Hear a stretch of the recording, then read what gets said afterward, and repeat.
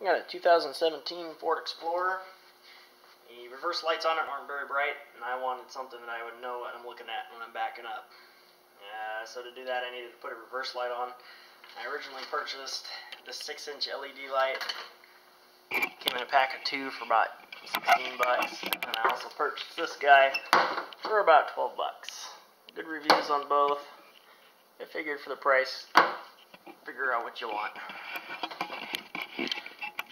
When I hooked both of those up to a 9-volt battery, which isn't going to give the right watts or volts, it did anyway. The smaller one actually was brighter, had a more focused light for reverse, and that's what I went with. It's also more subtle and looks factory. So, to start all this, you got to get your liftgate trim pieces off. Watched another guy on YouTube, so if you're out there watching my video, thanks for the help, man. Reach up above, and you got clasp here, 2 there, another 2 there. You just reach up there, pry in the middle, work your way out into the next 2, and you also got 1 on each end. So, as you can see, it's just these clips here. You get the 1 in the center, and about every 6 inches out, you got 2 more sets. And then on the end, it's right there, about 3 inches from the end. You also have this catch clasp here. After you get all your trim popped out, you gotta kind of pry this from the other part of the trim, and then pull it out.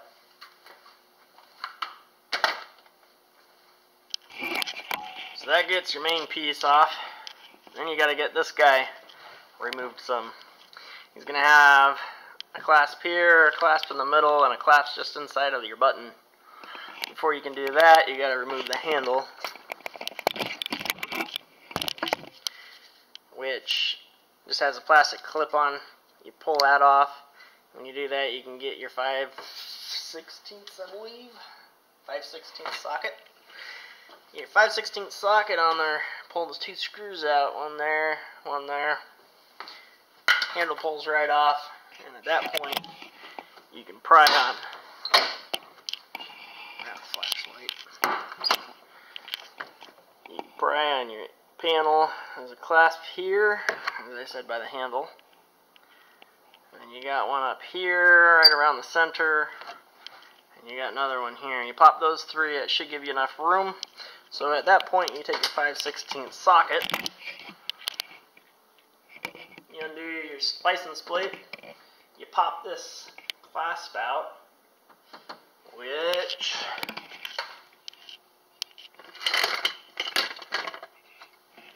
looks like this guy. He's just a little, got teeth on each side. You just pry him out. I'm going to drill a corner off so the wire can feed through that side. From there, you feed all of your wire, and you're going to need about 8-9 feet, maybe less. But you'll feed that through your license plate hole.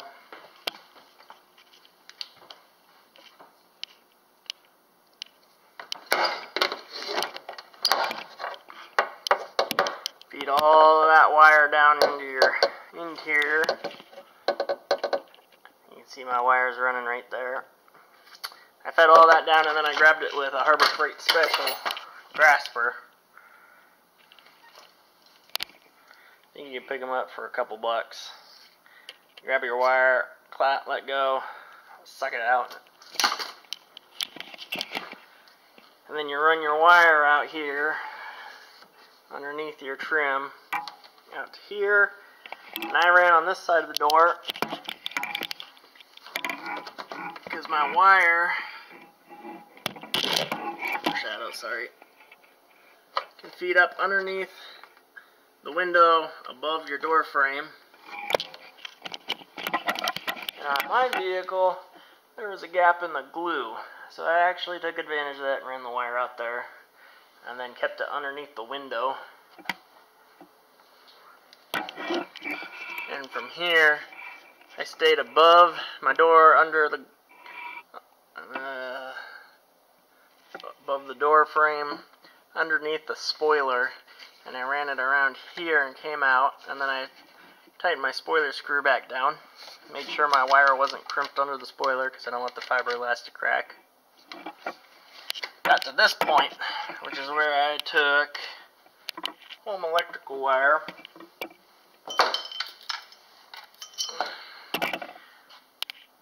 and good thing I'm not trying to make money off this video, huh?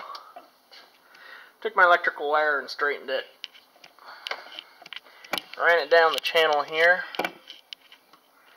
And at the end of my wire, once I got it out, I then hooked my backup light wire with a crimp deal. Crimped the end, ran the wire under it, pulled it all the way through. That gets us to here. And then, at this point, you need to have your light removed already, or your frame is going to interfere with pulling that wire through. So to remove the light, you undo that cap. Just put a standard screwdriver in there, pop it, pop, and under those caps, you're going to have that 5/16 again. Back that 5/16 out, it's just the two of them, and your light bucket is then held in by the pin here. So you pull straight out, pry on this side, and it'll just pop right out. Don't worry about anything getting damaged. It's just that pin there holding it. So your light bucket can sit there. Your reverse light is going to be the black and blue wire. I'm not sure what the other color is on the other side. Might be black and blue, might not. But you can put your car in accessory mode by going up front, not hitting the brake, but hitting the power button. That'll turn your accessories only on, and once you do that, you can then put the gear into reverse. With it in reverse, but not running, the light should light up on your bucket. Should be the top one, but that's a good way to double check. And then once you wire it in, you can do the same procedure to see if your light's working. I just took my wire out, butt spliced it in to the original. And if you're new to wiring, I would recommend using a little bit more expensive butt splice. This guy is heat shrink and also has glue on the inside. So once you crimp it, you can get a $12 heat gun from Harbor Freight. Heat shrink this guy down. It'll go around the wire, and then the glue will secure to the wire that is in there. That'll kind of keep moisture out and corrosion, so you don't have to worry about your lights stop working at some point. Then over the top of that, I also had Harbor Freight cheapo heat shrink. Ran that over it. So you got to put that on before you put your butt cramps on.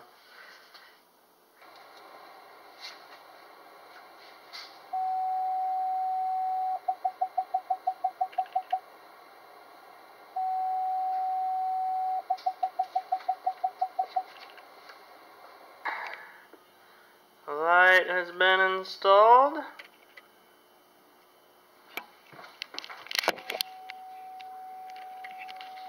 And there you go. Plenty bright.